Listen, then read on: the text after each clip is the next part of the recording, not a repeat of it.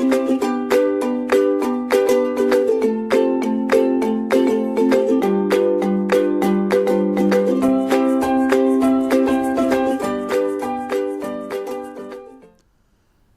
and welcome to this lecture on marketing management. The topic of this lecture is types of consumer behavior decisions. In this lecture, we are going to elaborate the various types of decisions that the consumers make and why do they make those decisions. So, let me take you through the slideshow, and with examples we are going to understand not only the various types of decisions that the consumer make, but we will also inquire into the reasons as to why they make those decisions. So, let me move to the next slide. Now, here in this slide we are talking about what are the various types of consumer behavior decisions. Now, the various types of consumers behavior decisions can be categorized into 4 categories. The consumers take the following 4 types of decisions while purchasing a product. Now, let me first spell out what are the various types of consumer behavior decisions. The first type of consumer behavior decision is routine response behavior. Then the second type of consumer behavior decision is limited decision making. The third type of consumer behavior decision is extensive decision making, and then there is a fourth, last but not the least, which is called impulse buying decisions. Now, in the coming slides I would like to enumerate and elaborate these decisions, and then let us understand as to why consumers make any of these decisions. So, let us start by talking about routine response behavior. Let me read out this slide for the audience. When you go to the grocery store and are trying to grab a loaf of bread, odds are you will either buy the variety you are familiar with or the one that is carrying the lightest price tag. Let me underline a few words in this paragraph, and then we are going to discuss around those words. So, here we are talking about a grocery store, and a person is going to the grocery store to purchase a loaf of bread. Now, a bread is a product that we generally consume every other morning. So, that is a product that we are very familiar with, first of all, and we consume it every other morning. And secondly, that bread, that loaf of bread or the packet of the bread is generally brought to us by the nearest store. So, we are going to the nearby store to buy the packet of the bread. Now, when we go to that store to buy the packet of the bread, what we actually do is either we pick up the packet of the bread that we are familiar with. So, if we are using the bread of a particular brand, we are going to go to that store and then we will pick up the packet of that particular brand, or else what we are going to do is we will pick up a packet on which the price tag is lowest or which suits our pocket. So, either of the two things we are going to do. Now, here one thing is very important to notice, that we are not applying much of thought, we are not doing any kind of information search, or we are not consulting people, and we are not doing any kind of investigation before the purchase of this particular product. We are simply going to the store and we are picking up the bread and we are paying the money and coming back to our home. So, with the example of the bread, these kinds of decisions are taken when the consumers do not apply much thought. They are habitual of purchasing the product, and generally they buy these products from the nearby or the convenient location. Let me read out the second point. In these situations, products are essentially purchased without any significant thought.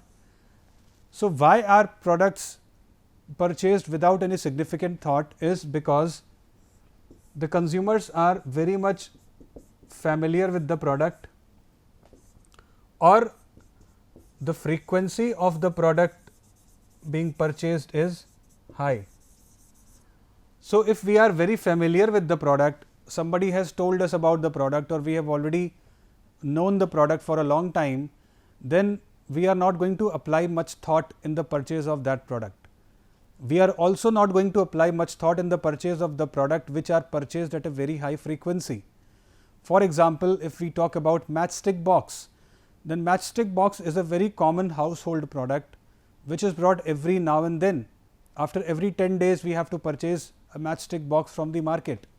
So, we do not apply much thought. Sometimes we do not even see the brand or the sticker or the logo.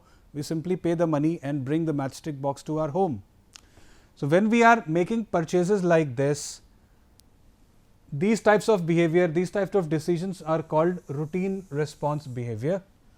So, what we can sum up from here is routine response behavior take very less time and no thoughts applied.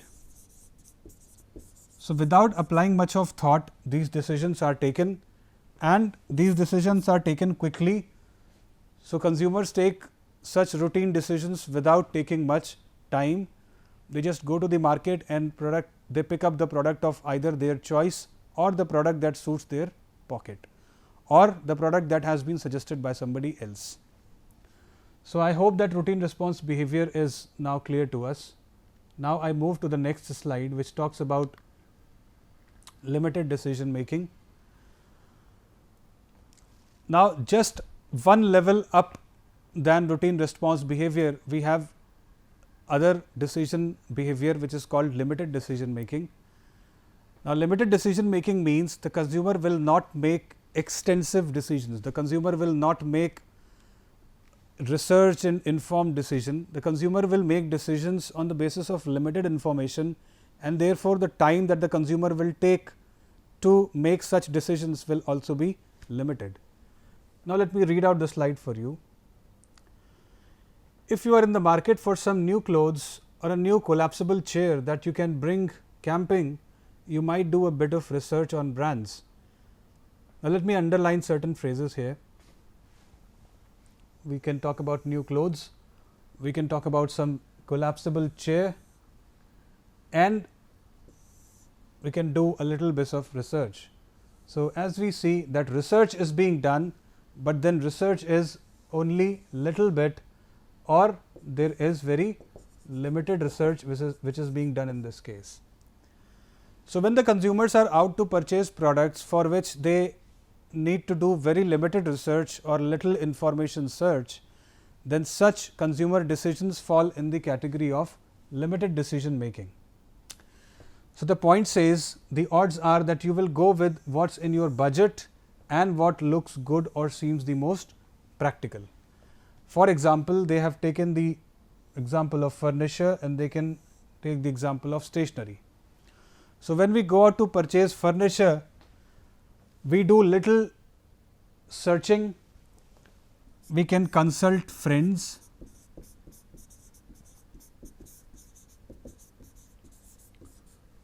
we can consult the shopkeeper for limited decision making, we can do some web search, and most probably we are not going to do anything beyond this. So, the decision making is there, but the decision making is extremely limited and the products and the services are such that with that limited decision making we are able to purchase the product. It is because either we buy the product that suit our budget because our budget is very limited, or else we are familiar with the product from the beginning, and that is why we are doing very limited research on that product and we are collecting only limited information on the basis of which we are buying the product. We can take some other examples also in this category. Suppose we are buying a product which is not very expensive, suppose we are buying a laptop bag, or suppose we are buying a shirt, or suppose we are buying a tie or something like that, or even sunglasses, then we would do a limited search. There is one point that we can add here. The limited decision making would also come into play when the consumers are short of time. So, when there is urgency to acquire the product or when there is urgency to acquire the service, then limited decision making arrives. For example, if somebody is not well and if somebody needs medication, so if somebody is not well and the condition is deteriorating, then that particular person might not have so much of time to do an extensive search, and therefore, that person might settle for any health provider with limited decision making, with limited information and limited search, because the time is less. Similarly, if we have to catch the train to some place in an urgency, then at that time we will not gather much of information because the time is less, and because of the paucity in time we would go and purchase the ticket for the next train without doing much of research or without gathering much of information. The meaning is that time factor is very important when we consider the type of decisions that consumers make, because time, if it is less, then it can make even extensive search a short search, and it can make an extensive decision also a short decision or a limited decision making. So, after this we move to the next slide, which is called the extensive decision making. This extensive decision making, let me read out the literature and then from there we can understand the topics. Imagine you are a first time home buyer. So, this is talking about home buying, which is an expensive product, and because it is an expensive product, because there is a lot of money which is involved in home buying, so home buying cannot be done so easily. Imagine if you are a first time home buyer looking to settle into your first home with your new spouse, you have never bought a house before. So, because it is a first time purchase, because that person or that customer has never bought a house before, and also because it is an expensive purchase, let me write down the word expensive, and also first time.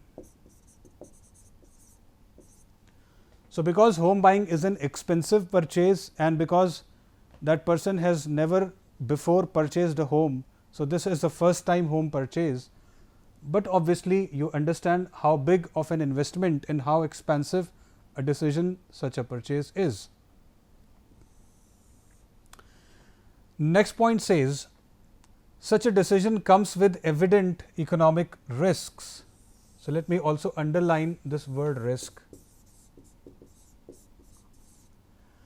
But how are we going to feel personally about the purchase?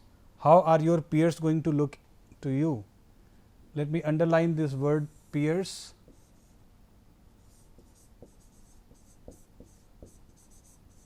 Peers are group members, and I will elaborate about this point of peers. Extensive decision making requires the most research. Example, purchase of cars and homes. More information, most research in order to get more info. So, now let us once again come back to the paragraphs which are written here, and let us look at the words which have been underlined. The first word which was underlined was home buyer. So, that consumer is interested in purchasing home, and because the product involved is home, which is a very expensive product, which means the consumer will have to pay a lot of money. So, therefore, we understand that if the consumer is going to purchase a product or a service which is very expensive, and for using which or buying which the consumer will have to pay a lot of money, the kind of decision making that the consumer will do will be extensive, or it will be very expansive, or a lot of information will be gathered before the purchase is done or before the payment is done. So, one point that we conclude is that for all the very expensive products, this kind of decision making is required. We can take the example of laptop, we can take the example of expensive mobile phones, we can take the example of expensive watches, we can take the example of cars. In general, people take days to discuss about cars and then they finally make a purchase. In case of home also, because they have to invest the savings of their life, so they make extensive search, and after having a lot of information only then they go towards purchase of a home. So, if the product involved is very expensive or a lot of money is involved, then extensive decision making is done. Next, there was an underline on you have never bought a house before, which means that if a person is purchasing a product for the first time, even then the decision making can be extensive decision making. So, because that person is buying a product for the first time or the service for the first time, the person is not having an experience of purchasing, and because the person is not having an experience of purchasing, the person will have to consult few people, the person might have to consult the web, the person might have to consult the newspapers and magazines, that person might have to consult the vendors in the market and do a market survey probably. So, all these things make the decision making extensive and very time taking. Now, in this example, the person is going to buy the house for the first time, and because the person is going to buy the house for the first time, the decision making is an extensive one. Then there was another point which was underlined, that was risks. So, there are certain products and there are certain services in which the usage involves risk. For example, if we buy the fire extinguishers, or suppose if we buy a particular machinery, using the machinery involves risk, or if we buy some chemical which has to be kept, but under certain conditions because that chemical is inflammable, etc., then all these products which involve a higher degree of risks are purchased only after doing proper survey. These products are purchased only after going through the literature, only after having knowledge, only after consulting various people. So, there is a third category of product using which involve a lot of risk. So, therefore, when risks are involved, then also the type of consumer decision making that comes into play is extensive decision making. After that, there was one more phrase which was underlined, that was this word peers. Now, peers basically mean group members. So, if suppose a person is working in an office, so the person would be having a circle or a group, and the group members would be his peers, all the people, the colleagues would be his peers. So, when a person is purchasing a product and there is a thought in his mind that when this product will be seen by my peers, what will be their reaction, whether my peers will criticize me or whether my peers will appreciate me.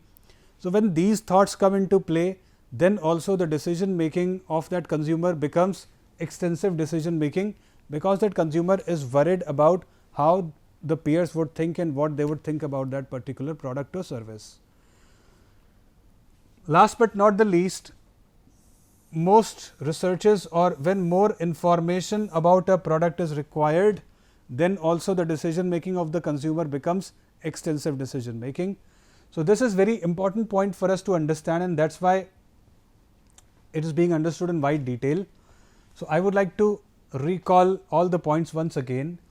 We are talking about extensive decision making. Extensive decision making gets involved when the product is extremely expensive, just like home or house, or when the product has never been purchased and it is being purchased for the first time. Even at that time, the decision making would be extensive. If the usage of the product involves greater amount of risks, such as some chemical or a fire extinguisher or a machinery that involves a lot of risk, then at that time also the decision would become an extensive decision making.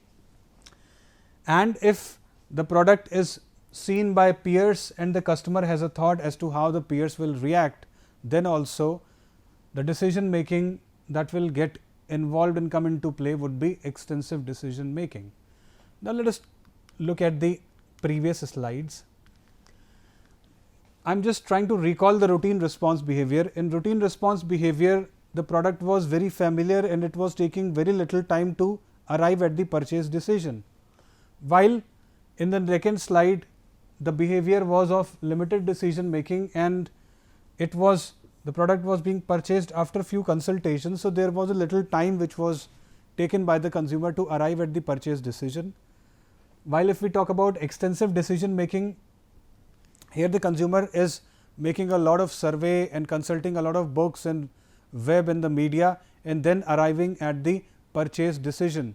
So, it means that as we are moving from routine response to limited decision making, and from limited decision making we are moving towards extensive decision making, we are also seeing that the time which is being taken for the consumer to arrive at the purchase decision is also increasing. So, it is least in case of routine response behavior. It is limited in case of limited decision making, while if we talk about extensive decision making, then the time taken by the consumer to arrive at the purchase decision is the highest. Now, we are also talking about impulse buying. Now, let me elaborate what impulse buying is. Impulse means on the go. So, if we are not applying much thought and if we are picking the product, then that is impulse buying. Now, there can be a question as to what is the difference between impulse buying and what is the difference between routine response. So, this we are going to elaborate after going through the slide. Let me read out the slide. Consumers who buy something impulsively wake up that day without knowing that they are going to spend money on a particular item. So, therefore, first of all, in impulse buying, it is very important to understand that the consumers do not know that they are going to purchase an item, means they buy that particular product or service on the go. In the morning, they do not know that they are going to purchase this particular product, but by evening they go to the shopping mall and instantly they pick up and they buy. All of a sudden they are inspired for whatever reasons and then they make the purchase. So, suppose we go to the shop or we go to the mall to purchase 20 products, but we return with 22 products because 2 were not planned. So, these are unplanned purchases that the customer does not plan in advance. So, impulse buying requires no conscious planning, examples books, food items, etc. So, if we are hungry, we can purchase any food item.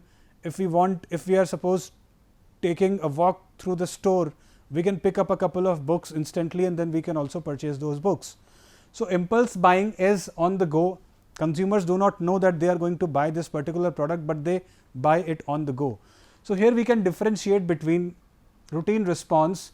Now, in case of routine response, we were familiar with the product and we were knowing that we have to purchase this product.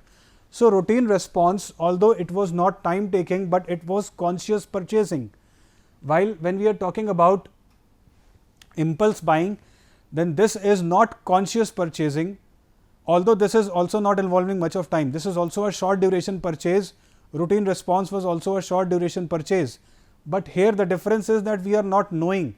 So, this is not a conscious purchase, while routine response was a conscious purchase decision. This is not a conscious purchase decision. Here the products are purchased on the go. Now, it is important for us to understand that every consumer is different. So, it is important to remember that the 4 behaviors are not universal. The routine response behavior, the limited decision making, the extensive decision making and impulse buying, these are not universal. Every consumer has a different set of conditions, every consumer has got different tastes and preferences and every consumer is different. What might be a routine response purchase for one person can be an extensive decision making for another. For example, for the celebrities and for the people who are having a lot of money, purchasing a car can be routine response behavior, because that person can just go and buy a car on the go. Whereas, to a lower middle class or a middle class person, purchasing a car would be a great deal, because then it involves a lot of lifetime savings. Purchasing a house can be a decision of limited decision making, can be a limited decision making process for a person with a lot of money, but purchasing a house is an extensive decision making for a person who has to invest the savings of his lifetime. So, therefore, we say that all the consumers are not same and that every consumer is different and it is not universal. The 4 behaviors are not universal here. On the other hand, buying a new car, like it is given the example that buying a new car might be an impulse buying decision for a celebrity who has all the money, but it can be a regular consumer. For a regular consumer, buying a car is once in a decade decision. So, therefore, a routine response for a one person can be a limited decision making for another person, can be an extensive decision making for some other person. So, therefore, these behaviors are not universal. Moving to the next slide, circumstances matter a lot. Now, we are talking about circumstances. So, let me explain what type of circumstances we are talking about. Circumstances can actually have a majority influence on consumer buying behavior. Let me read out and elaborate. If a consumer has a car for 10 years that still runs, he or she may begin thinking about whether to replace that car despite the fact that it still works. So, therefore, if a consumer is having a car and that car is still running, it is in the running condition. So, the consumer can think about whether or not to replace the car with another one, because the car is still under the running condition. But there can be another scenario, and that scenario is that suppose the car that is there with the person has got damaged.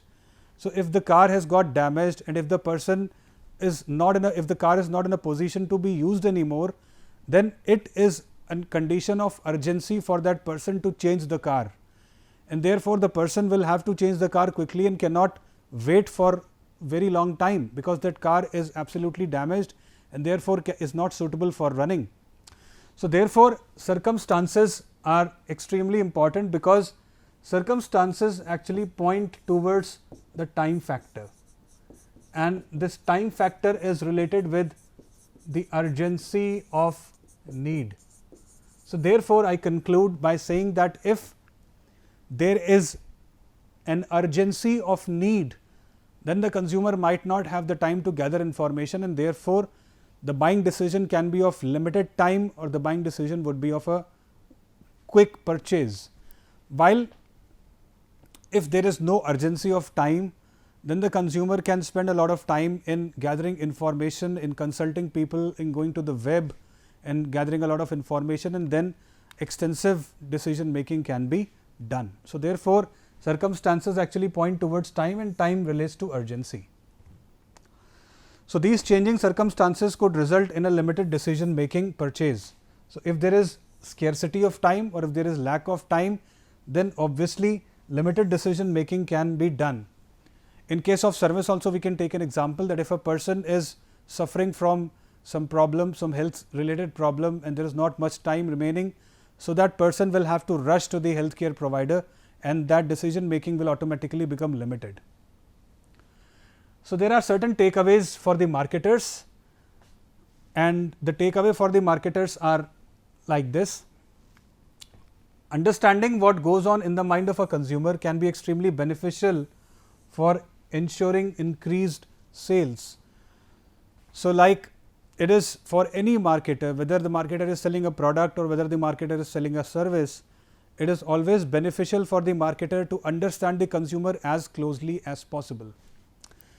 There are organizations which have become highly successful in selling their products and services, and the organizations are selling the products to millions of customers and gaining huge amount of money in revenue. So, these organizations have become highly successful only because they have come to understand their customers very closely, and they know how their consumers would behave in particular set of circumstances.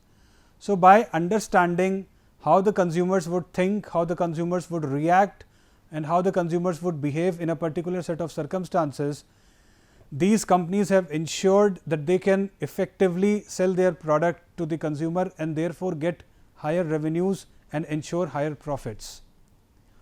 And the second point here is, by weighing the risks that a buyer persona might have considered against the 4 types of consumer buying behaviors, marketers can craft targeted campaigns that encourage spendings. Buyer persona means, this particular phrase means the characteristics of the consumers. So, the characteristics or the profile of the consumers is what is meant by buyer persona. So, by coming to understand the buyer persona and by studying the buyer personas, these organizations can effectively sell their product to the consumers, and they can craft targeted campaigns. Targeted campaigns means they can change their marketing mix and they can actually target the various segments very effectively if we go through the buyer persona or the profile. Before we come to the end of the lecture, let me give a quick recap to what we studied here. We studied about the 4 types of consumer decision behavior: the routine response, the limited decision making, extensive decision making, and impulse buying. We talked about the routine response behavior in which the product was very familiar and there was less time involved in purchasing the product. Then we moved to the limited decision making, in which the time taken was limited and the information search was also limited. Then we move to the extensive decision making in case of products where risks are involved, or in case of products where extensive information search is done. Then we move to impulse buying or the unplanned purchases which are done on the go. From here we understood that every consumer is not the same, and therefore, these 4 behaviors are not universal. One type of behavior for one person actually can morph into other type of behavior for another person. And then of course, the circumstances make a lot of difference, because they point towards the time, which points towards the urgency. And then there were certain takeaways from the marketers. The better they understand their consumers, the more effectively will they be able to sell the product to the consumers. With this, I come to the end of the lecture. Thank you very much.